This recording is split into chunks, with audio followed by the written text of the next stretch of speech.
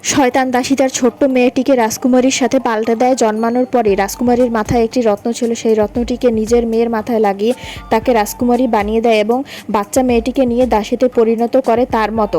এইসব ঘটনার সময় রানী ঘুমাচ্ছিলেন। 20 বছর পরে তারা সবাই বড় হয়ে যায়।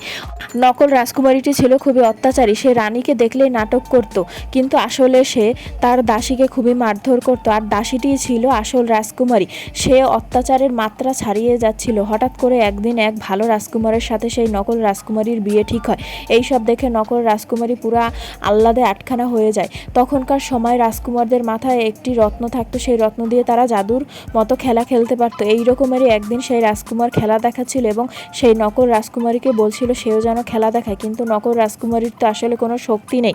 সে আসলে তার মায়ের নকল রত্ন মাথায় দিয়ে ঘোরাফেরা করছিল। এইসব দেখে রাজকুমার হতাশ হয়ে সেখান থেকে চলে যায় এবং নকল রাজকুমারীটি রাগ হয়ে সেই আসল রাজকুমারী দাসী সাজা মেয়েটিকে খুবই মারধর করতে থাকে এবং চিৎকার চেঁচামেচি করতে থাকে।